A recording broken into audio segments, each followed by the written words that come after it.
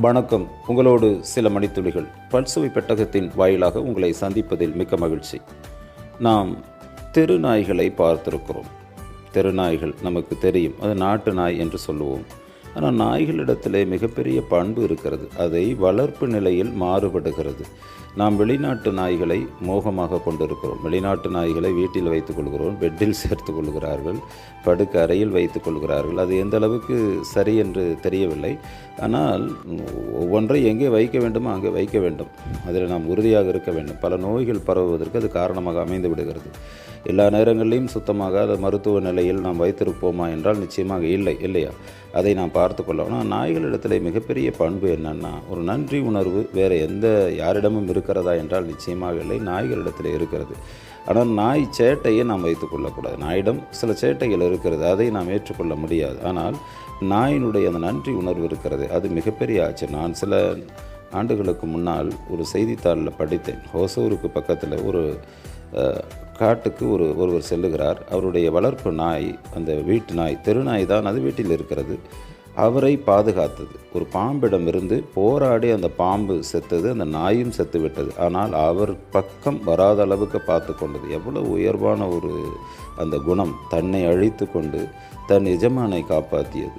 இதெல்லாம் ரொம்ப ஆச்சரியம். அதே மாதிரி ஜப்பான் நாட்டில் நான் லண்டன் பிபிசி கேட்டுக்கொண்டிருந்த போது இது நடந்த சம்பவம்.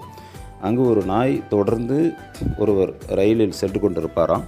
அங்கே அப்படி போகிற போது அவர் போய் வழி அனுப்பிவிட்டு வரும். மாலை நேரத்தில் அவர் வரும்போது அந்த நாய் கூட்டிகிட்டு வந்துடும் அந்த ஸ்டேஷனில். ஒரு நாள் போனவர் திரும்பவில்லை, ஆனால் அவர் இறந்து போனார். ஆனால் அந்த நாய் 9 ஆண்டுகள் அதையே பணியை செய்ததான். காலையில் அந்த ட்ரெயினுக்கு போகும், மாலையில் அவர் வருகிற போது சோகமாக திரும்பிவிடும். இப்படியே இருந்து ஒரு நாள் இறந்து போனது. அந்த நாட்டு அரசாங்கம் அது அரசு மரியாதையோடு அடக்கம் செய்ததாக ஒரு விவரம் சொன்னார்கள். எவ்வளவு ஆச்சரியம்! நாய்க்கு இவ்வளவு பண்புகள் இருக்கிறது. அந்த நாயிடத்திலிருந்து நாம் தெரிந்து கொள்ள வேண்டும். அதே மாதிரி பார்வையற்றவர்கள் நாயோடு பழகுகிறார்கள். வெளிநாட்டில் இது அதிகம், நம் நாட்டில் அது இல்லை. ஏன்னால் மக்களே நிறைய உதவி செய்கிறார்கள். ஆனால் என்னுடைய அனுபவம் கூட உண்டு. ஒரு நாயை மிதித்த போது அது கடிக்கவில்லை. அதெல்லாம் மிகப்பெரிய ஆச்சரியம். அப்படிப்பட்ட ஒரு ஆச்சரியத்தை நாம் வைத்திருக்கிறோம். நாயிடமிருந்து கற்றுக்கொள்கிறோம், இல்லையா? அது மாதிரி நாய் பண்பு என்பது மிக முக்கியமானது. நன்றி உணர்வுக்கு அதுதான் மிக முக்கியமானது. ஆனால் நாய் இன்னொன்று செய்யும். பக்கத்து தெரு நாய் அது சேர்த்து கொள்ளாது, அது தன்னோடு இணைத்து கொள்வதில்லை. நாய்க்கு நாய் அப்படி ஒரு வேறுபாடும் இருக்கிறது. அந்த தெருவில் இருக்கிற நாய்கள் ஒற்றுமையாக இருக்கும். ஆனால் அடுத்த தெருவிலிருந்து ஒரு நாய் வந்தால் அதை ஏற்றுக்கிறதில்லை, அது துரத்தி அடிக்கும். அதே மாதிரி நாய் கடிக்க வருதுன்னா நம்ம ஓடும்போது அதுக்கு இன்னும் வேகமாக கடித்து விடுகிறது. அதற்கான நம்ம நின்று அதை கொஞ்சம் எதிர்கொள்ள வேண்டும். அல்லது பக்கத்தில் உள்ளவர்களை பார்த்து கொஞ்சம் ஒரு அன்பாக பேச வேண்டும். நாயிடத்தில் அதெல்லாம் இருக்கிறது. ஆனால் வெறி நாயிடத்தில் இது நிச்சயமாக இல்லை. அது நாம் ஜாக்கிரதையாக இருக்க வேண்டும். அதே மாதிரி தெரு நாய்களுக்கு தன்னார்வ தொண்டர்கள் எல்லாம் உதவி செய்ய வேண்டும். ஏன்னா அதுக்கு வெறி பிடித்து விடுகிறது, உணவு சரியாக கிடைப்பதில்லை.